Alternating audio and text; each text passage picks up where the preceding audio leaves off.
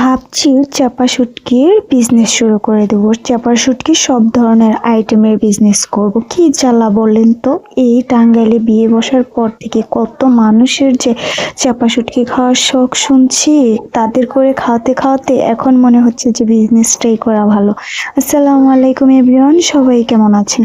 আজকে আমি চাপা শুটকি ভর্তা করা শিখিয়ে দেবো সবাইকে, যেন খুব সহজে করে নিতে পারে।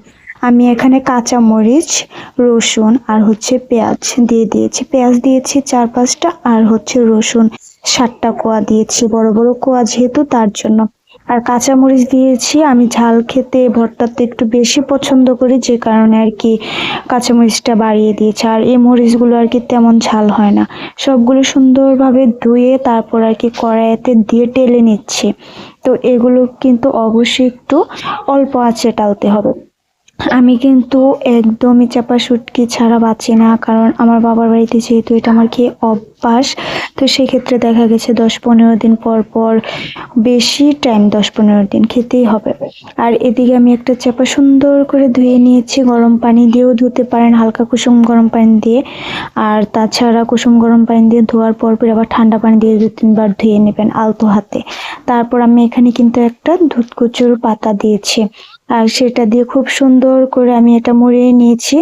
আর অল্প আছে আমি এপাশ ওপাশ করে আর কি পুরোটা ভেজে নেব খুব সুন্দর করে। এটা কিন্তু অবশ্যই অল্প আছে করতে হবে, আর নয়তো ভেতরকারটা কিন্তু চাপাটা ভালোভাবে সেদ্ধ হবে না। তো তার জন্য উপরে কিভাবে বুঝবেন যে চাপাটা হয়ে গিয়েছে, উপরে কিন্তু একদমই যে এরকম রং হয়ে যাবে, একদম পোড়া পোড়া একটা রং। কিন্তু যখন অনেকটা টাইম নিয়ে করবেন তখন ভিতরের চাপাটা খুব সুন্দর একটা স্মেল আসবে, যখন আপনি আর কি চাপা বাটাটা করবেন তখন।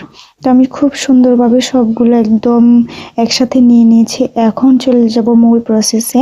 এখন আমি এটা শিলপাটায় বেটে নেব। অনেকে আর কি ব্লেন্ডারে বাটতে পছন্দ করে, তো যারা ব্লেন্ডারে পছন্দ করে তারা ব্লেন্ডারে ব্লেন্ড করে নিতে পারে। পরিষ্কার পানি নেব, আর অবশ্যই পানিটা কিন্তু ভর্তাতে ব্যবহার করার জন্য না। মরিচগুলো বেটে নেব প্রথমেই, আর মরিচগুলো বাটতে একটু কষ্ট হলে তার সাথে আমি অল্প একটু লবণ দিয়ে দেবো। আর মরিচগুলো ঠিক এরকম বাটা হবে, একটু আর কি আস্তে আস্তে বিচি থেকে যাবে। তারপর রসুনের কোয়াগুলো দিয়ে দেবো, আর রসুন কোয়াগুলোর সাথে পেছনে দিয়ে দেবো যে চাপাটা রেখেছিলাম সেটা।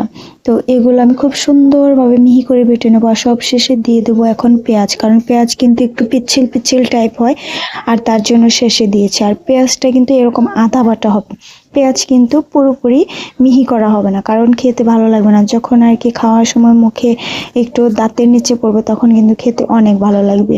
আর শেষে যদি লবণের প্রয়োজন মনে হয় লবণ একটু দিয়ে দিলেই হবে। তো পুরো প্রসেসটা আজকে আমি খুব কম সময়ে খুব সুন্দরভাবে দেখিয়ে দিয়েছি। যারা টাঙ্গাইলের আছেন করে খেতে চান তারা অবশ্যই করে খেতে পারেন। আর আমার অনেক শুভাকাঙ্ক্ষী আছেন আমার পরিচিত, ওনারাও আর কি খেতে চান, তো এভাবে করে নিতে পারেন।